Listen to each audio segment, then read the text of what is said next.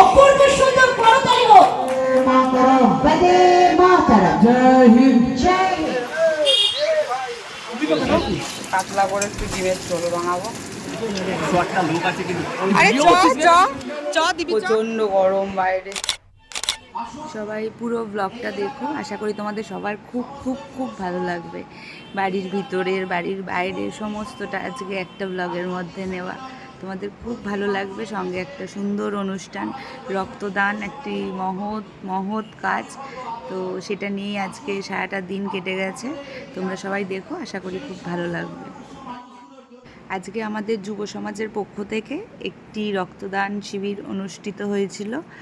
উদ্বোধনী সঙ্গীতের মাধ্যমে অনুষ্ঠানটা শুরু হয়েছিল, কিন্তু ভয়েস ওভার দিতে হলো যেহেতু গানটা দেওয়া যাবে না, কপিরাইট চলে আসবে। ব্যাকগ্রাউন্ডে যেহেতু মিউজিক চলছিল, ওই জন্য গানটা অবশ্যই আমার মানে শ্বেতা সাহা ফেসবুক অ্যাকাউন্ট থেকে আমি পোস্ট করব, ওখানে তোমরা চাইলে দেখে নিতে পারো, ওখান থেকে শুনেও নিতে পারবে। খুব সুন্দর। আর এই দিয়া বলে মেয়েটি এত সুন্দর গান গায়, বিশেষ করে ওর জন্যই গানটা আরও দেবো, মানে আপলোড করব। আরও ওর 2-3টে গান রয়েছে, সেগুলো তোমাদের সাথে শেয়ার করব। এখানেও আরও 2টো গান গেয়েছিল, একটা শ্যামা সঙ্গীত গেয়েছিল, মানে অপূর্ব সুন্দর গলায় শ্যামা সঙ্গীত, এত ভালো লাগছিল সকালবেলা প্রোগ্রামের শুরুতেই। সঙ্গে ও আরেকটি দেশাত্মবোধক গান গেয়েছিল, তো সেগুলো আমাকে এখন মিউট করে দিতে হলো। এইগুলো আমি আমার ফেসবুক অ্যাকাউন্ট থেকে ছেড়ে দেবো, তোমরা চাইলে ওখান থেকে শুনে নিতে পারো, তোমাদেরও আশা করি প্রচণ্ড ভালো লাগবে। আমাদের সবাইকে সংবর্ধনা দেওয়ার জন্য স্টেজে ডেকেছিল, কিন্তু গরমে উফ উফ করেই আজকের দিনটা আমার কেটে গেছে। সমাজসেবী মাননীয় শ্রী লক্ষ্মীন্দর রাজভর মহাশয়কে মঞ্চে আসার জন্য অনুরোধ করব। আমাদের মধ্যে উপস্থিত আছে সমাজসেবী মাননীয় শ্রী সৌম্যদীপ পদক মহাশয়কে মঞ্চে আসার জন্য অনুরোধ করব। बाइक सब रास्ते पे रखा, गोलू को बोलो बाइक।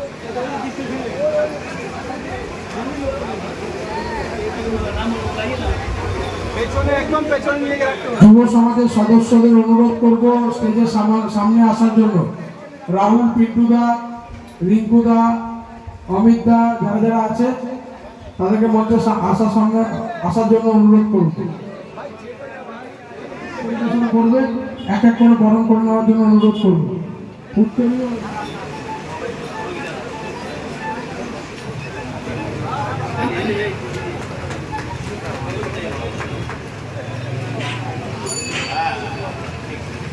ভাই কার্তিককে অনুরোধ করবো মঞ্চে আসার জন্য, আমাদের শিল্পীদের বরণ করে। ভাই কেদারকে অনুরোধ করবো মঞ্চে আসার জন্য। আমাদের যারা আমাদের মধ্যে উপস্থিত আছেন ডাক্তারবাবু আশিস মিত্র, সম্মানীয় উপস্থিত একটু মাঝখানে করবেন যাতে তারা এই ফুটেজগুলোকে তুলতে পারে সুন্দরভাবে। अर्जुन सिंह सुस्वागतम। Arjun Singh welcome. Arjun Singh welcome. Arjun Singh welcome. Arjun Singh welcome. Arjun Singh welcome. Arjun Singh welcome. আকাটা তুলে দাও আমাদের সম্মানীয় মন্ত্রী অর্জুন সিং মহাশয়ের হাতে। অপূর্ব সুন্দর করতালি হোক। তোমাদের সেদিনকে বললাম ছবি আঁকছি, এই ছবিটাই সেদিন কমপ্লিট করছিলাম। এটা তো 1.5 বছর আগে শুরু করেছিলাম, কিছুটা বাকি ছিল। আমার বর বললো যে দাদাকে গিফট করবে কিনা, বললাম হ্যাঁ দেওয়াই যায়। তাই আমি বাকিটা বসে বসে সেদিনকে কমপ্লিট করে ফেলেছিলাম।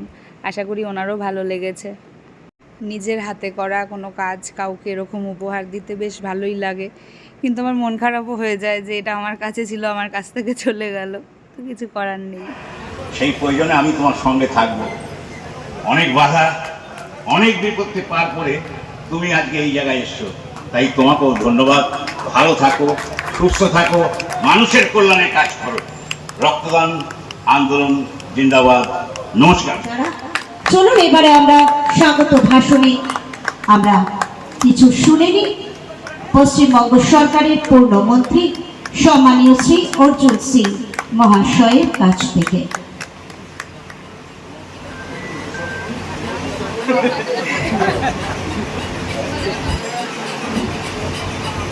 ধন্যবাদ রক্তদাতাদেরকে। ধন্যবাদ জানাই হনুমান মন্দিরে মহারাজ ত্রিপাঠীজি আছেন, গুবলু আছে, বিশাল, রিমো, গণেশ দা, সর্বোপরি আপনারা। এই যে বাড়িতে এসেছি, আর গরমে সহ্য হচ্ছে না, আমাদের কারো সহ্য হচ্ছে না, প্রচন্ড গরম বাইরে। বাড়িতে এসে আবার এই যে বসে গেছে চুপ করে, আর কিছু দেখাবে না, আবার হাত গুটিয়ে রয়েছে।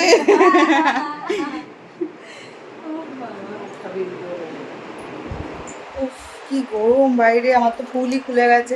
ভেবেছিলাম এটা খোপা করব, খোপা করে ফুলটা দেবো, আর সময় নেই, যা তারা মারছে। আমি যে গাডার লাগিয়েছি, এইখানে স্প্রে দিয়েছি, এমন আমার চুলগুলো স্ট্রেট করেছিলাম, ওটা এখন আমার নতুনগুলো গজাচ্ছে। এত বাজে অবস্থা, এরম হয়েছে, খুব বাজে লাগে, কি এমন চাপাটিপানা দেখতে লাগে। হ্যাঁ, ওটার মধ্যে আবার একটু স্প্রে দিয়ে চিপকে দিয়েছি যাতে ওরকম ফুলে ফুলে না থাকে। তারপরে মা বললো যে কাটারের মা বলছে ফুলটা তুই আগে লাগা, ফুলটাকে ধরে বলছে এইভাবে লাগিয়ে দাও, হ্যাঁ লাগিয়ে দাও, কাটারের মধ্যেই লাগিয়ে দিয়েছে। হ্যাঁ হ্যাঁ, এরকম করেই লাগিয়ে দিয়েছি। আমি তো রক্ত দেবো, আরে আমার প্রেশার একটু লো দেখায়, মানে যখনই আমি রক্ত দিতে যাই আমার প্রেশার এমনি নর্মাল টু একটু লো, ঠিক আছে, মানে 10-5 এরকম কম থাকে। আর যখন যে কদিন রক্ত দিতে গেছি তার আগে যতবার টেস্ট করেছে, মানে প্রেশার চেক করেছে, প্রত্যেকবার 5-10 কম। ব্যাস আমাকে বলে কোনায় গিয়ে বসে বলো, তোমাকে রক্ত দিতে হবে। কোথায় বলো? সেটা বিট্টু জানো, আমি কি করবো? ও পাক্কা ফ্রাইড রাইস চিলি চিকেন খাবে বলে আমাকে বলে, আমি যে আমাকে একটা ফ্রাইড রাইস চিলি চিকেন বলছে, কেন তুমি কি রক্ত দেবে? ওটা যারা রক্ত দেবে তাদের তো সবাইকে দিতে হবে, পুরো অরবিন্দ রথকে দিতে হবে।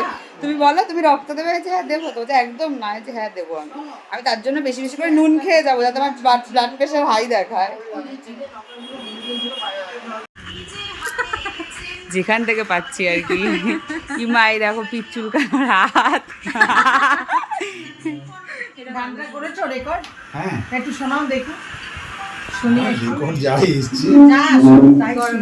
কালকে বলছিলাম তোমার কথা, আমার কালকে ব্লগটাতে পুরো আছে তোমার কথা বলেছি আমি, কিন্তু আমার সামনে শুনবে না, আমার খুব লজ্জা লাগে।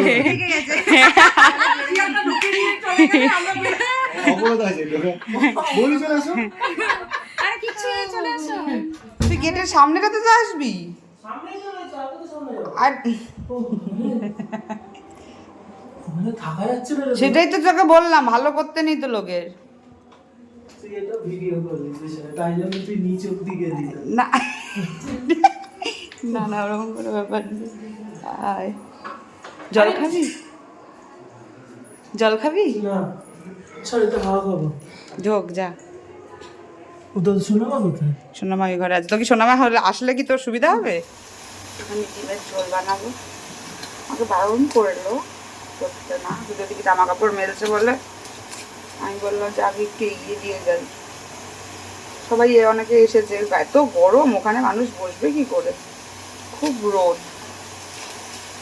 ওই জন্য আমি বললাম পাতলা ঝোল হবে, একসঙ্গে মিক্সিতে পেস্ট করে দেবো, যতটা পারি এগিয়ে দিই, তাহলে একটু পরে যেতেও পারবে, একভাবে থাকলে। পেঁয়াজ,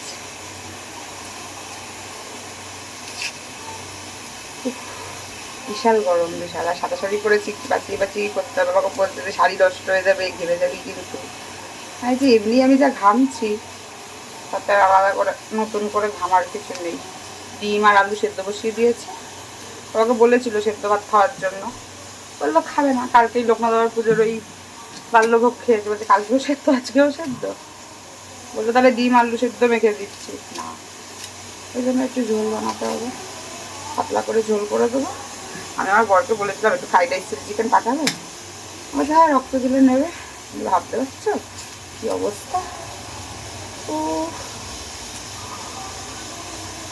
পাতলা ঝোল গরমকালে ভালোই লাগে খেতে, সবসময় যে ওরকমই ঝোলে করতে হবে তেমনটা না। একটাই জামা কাপড় মেলছে, এটা এগিয়ে ফেললে হয়ে যাবে।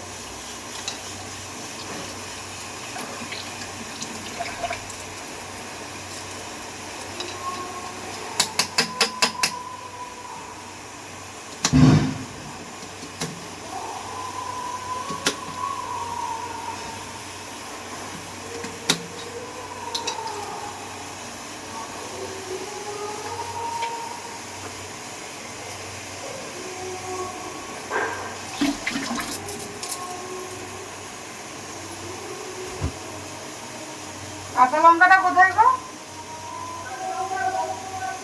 হ্যাঁ মানে কি রঙের কৌটো বাইরে আছে?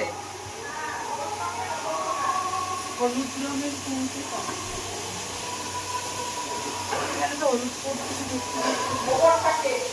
ওপর থাকে হলুদটাতে? হলুদ বড় কৌটোয়? ও আচ্ছা, পিছনে চলে গেছে।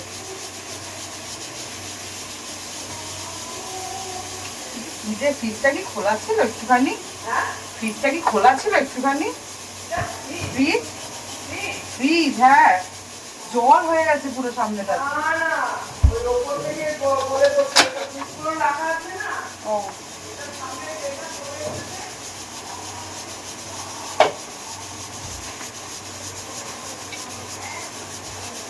শুধু লঙ্কাই দিতে বেশি ভালো। একটা তুলে রাখি, ছেড়ে দেবো। কি করছিস?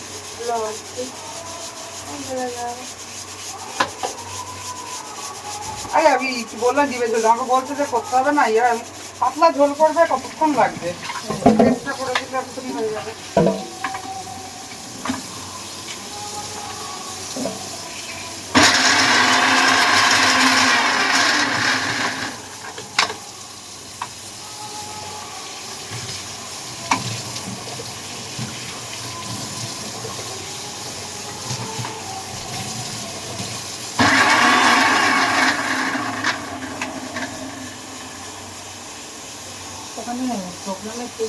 যাও না মা, গেলে যাও না, একটুখানি কেউ আসলে আমাকে একটু ফোন করো না।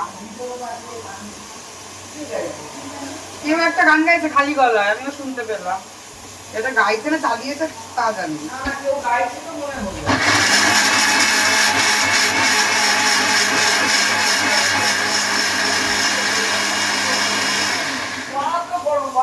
কটা সিটি পড়বে গো? না, ঘ্যার করছে তো। একটু বাড়িয়ে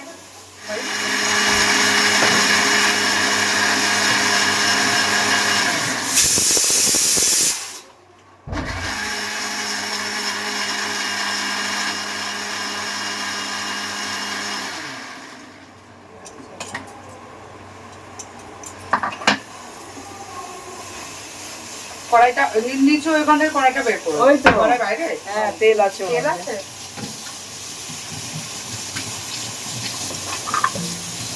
এত সুন্দর গরম, এত মিষ্টি গরম, দেখা যায় না।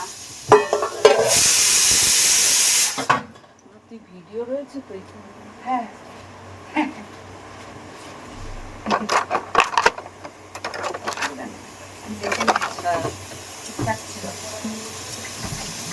পুরো জল এখানটা, ইয়ের রসমালাই প্যাকেটটা পুরো মিষ্টি জল হয়ে যায়।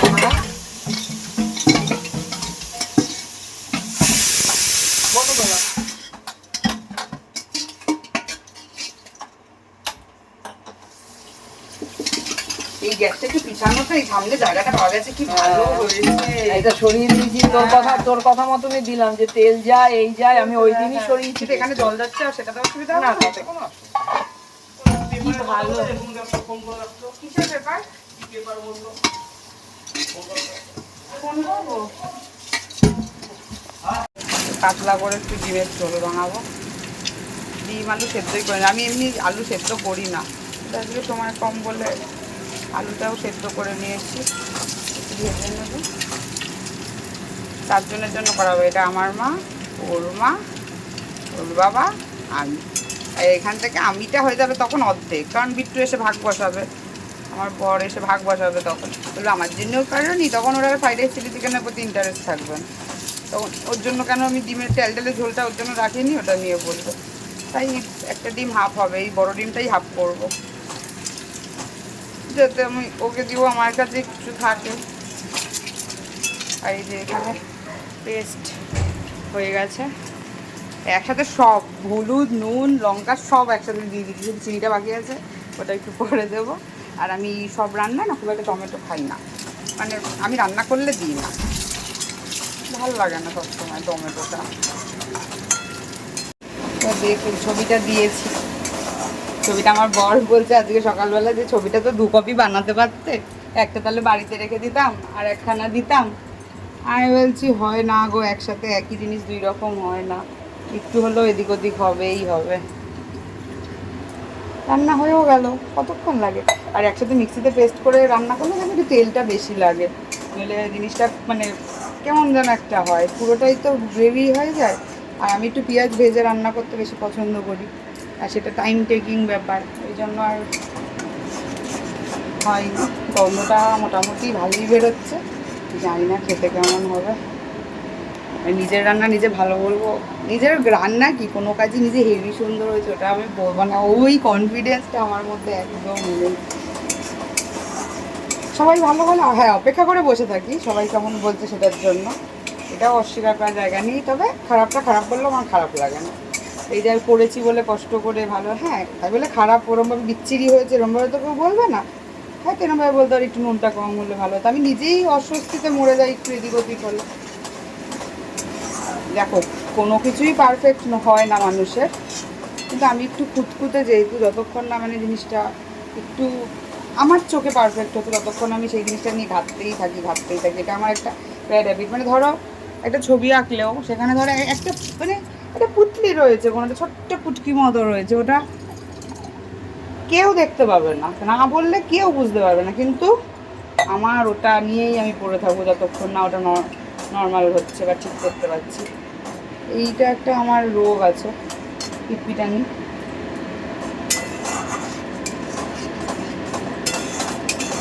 ডিমটা হয়েই যাবে একদম।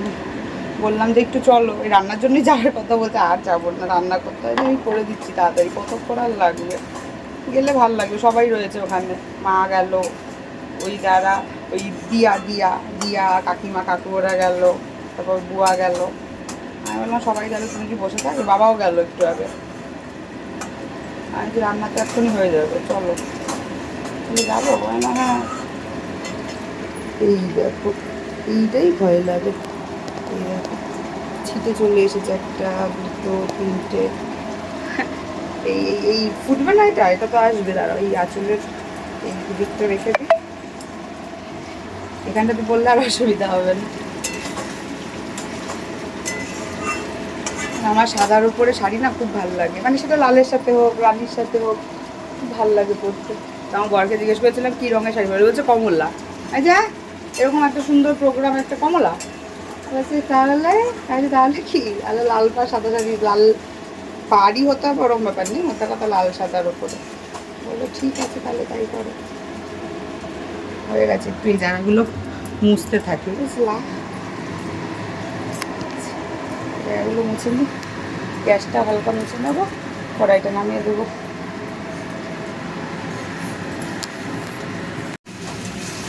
কষানো কমপ্লিট। আমি আসলে এইভাবে রান্না করতে ঠিক জুট পাই না, মানে পুরো পেস্ট করে রান্না করতে একদম জুট পাই না, আমিষ কিছু।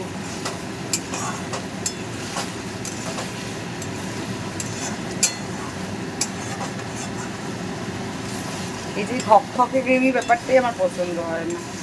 জল দিয়ে দেবো, পাতলা হয়ে যাবে। আর তেলটা দেখবে ছাড়তে ছাড়া, প্রচুর তেল দিতে হয়, তাহলে তেল ছাড়ে, নাহলে তেল ছাড়া খুব কষ্ট করি এই জাতীয় গ্রেভিগুলোতে।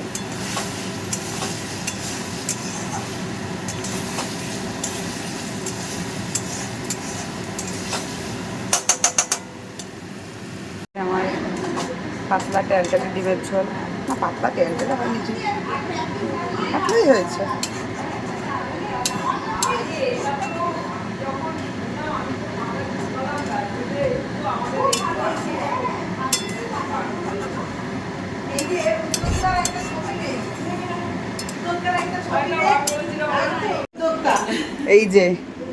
এই যে উদ্যোক্তা নইলে আমাদের আজকে পাশে দাঁড়িয়ে, হ্যাঁ আমার তো ফার্স্ট টাইম, কোনো বছর না আমার তো, আমি যেই নেমেছি আমাকে সম্পাদি বলছে তুমি এত নার্ভাস লাগছিল কেন, তুমি কি করছিলে, এত নার্ভাস হচ্ছিলে কেন, যে কি করবো, একে তো আমি চাইছি খালি কোনো মাইকের ধারে কাছে না থাকতে। খুব সুন্দর মানে মারাত্মক সুন্দর গলা ওর, ও গান গাইছে, ওই পাশে মিউজিকটা মনে হচ্ছে কেউ বাজাচ্ছে, আর গানটা মনে হচ্ছে আগের করা কারোর একখানা, অসম্ভব সুন্দর গলা। আর ও দেখো ওর অবস্থা দেখো, ও যাবে। তোমার হয়ে গেছে দেওয়া? তুমি ওকে ডাকবে না একবারও? হ্যাঁ তুমি আবার ডাকবে না, আমাকে আমি দেবো।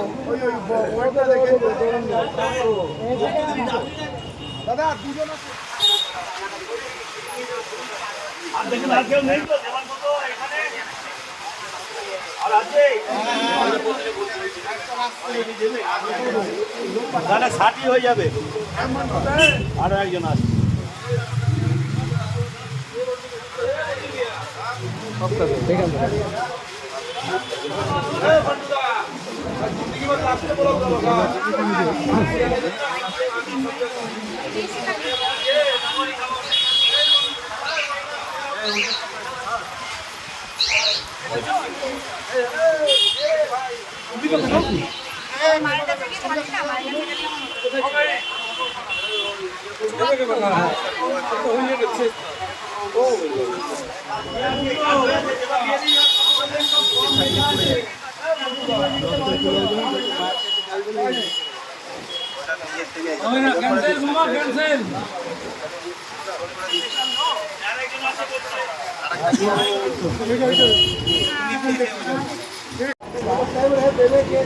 হবে না, ওই ডাকছে হবে না। স্পেশাল লোক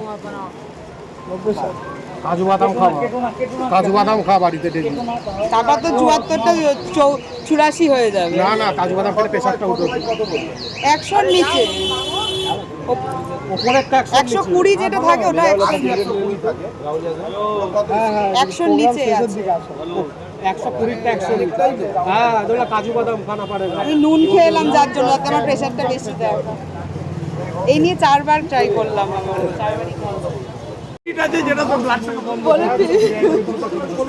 4 বারই ফেভিকুইক লাগিয়ে দিই।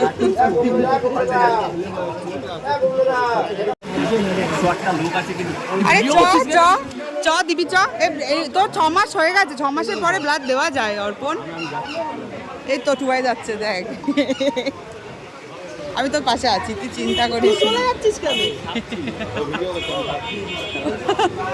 আরে ওই দিক দিয়ে যা, ওয়েট করা।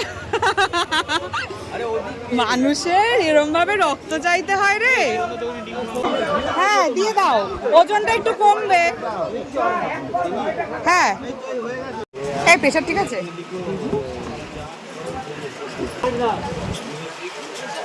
ঠিক থাকে? আর আমার একটু লো থাকে, কেন হয় কে জানি। ওর তোর নর্মাল প্রেশার? রে বাবা শুয়ে পড়, আমরা সবাই আছি। একটু কম না, অল টাইম থাকে, মাঝে মাঝে নর্মাল হয়, মাঝে মাঝে একটু কমে, বাড়ে না, একটু কমে না, একটু কি খাই না, রাত্রিবেলা দাঁড়িয়ে 3-4টে ডিম খাই আর কি জায়গায় দাঁড়িয়ে। আজকেও ডিম খাবো না, বাড়লে আর কি করা যাবে।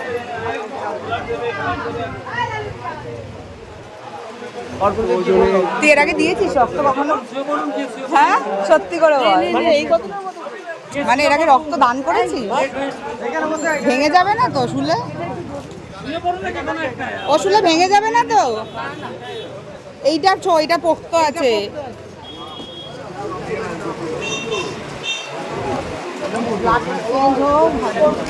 তোর মা বকবে না তো?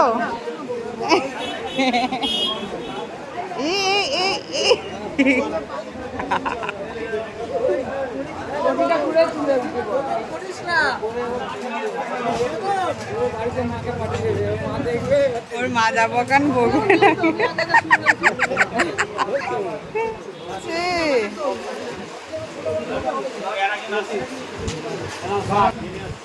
এ বলছি তোর ব্যথা করছে? তোর ব্যথা লাগছে? আরে ভর্তি হয়ে গেলে ওভারফ্লো হবে না তোর। হ্যাঁ তোর কি ব্যথা লাগছে? যাবে কিন্তু। আয় আসো আসো আসো, ওকে একটা কিছু। হ্যাঁ গরম না, কষ্ট এখানটাতে, ঠান্ডা থাকে। এই আমরা সাইড দিয়ে চলে যেতে পারবি না? আয়, সে দাঁত দিয়ে টেনে নিচ্ছে। লাঠির সময় খেয়ে নিল রে। ইমা ভাত ছিল ওটার মধ্যে। বুবলু পাশে না বসলে সাহস পাই না। ধন্যবাদ সবাইকে, এখানে আপনারা এত সুন্দর একটা রক্তদান শিবির করেছেন। রক্তদান মহাদান, জীবন দান। वंदे मातरम। জয় হিন্দ, जय हिंद, জয় হিন্দ, जय हिंद, জয় হিন্দ। जय हिंद, भारत माता की जय, भारत माता की जय, भारत माता की जय। সকলে ভালো থাকবেন, সাবধানে বাড়ি যাবেন। ধন্যবাদ।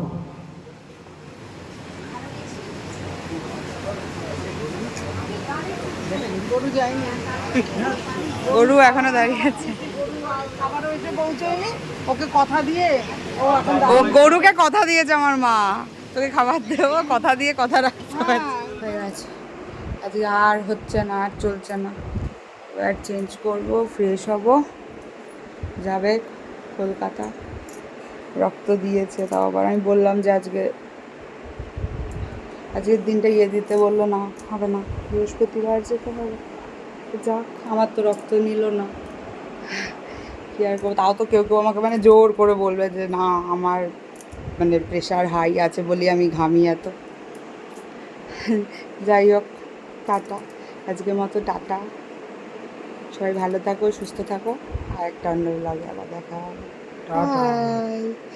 টায়ার্ড। কতটা রক্ত নিল?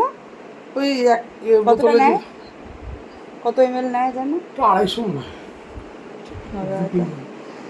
তো তোমাকে ডাকলো না, নেওয়ার সময় আমাকে ডাকতে পারতে, সবাই দেখতো তুমি সমাজ সেবা করছো। টাটা।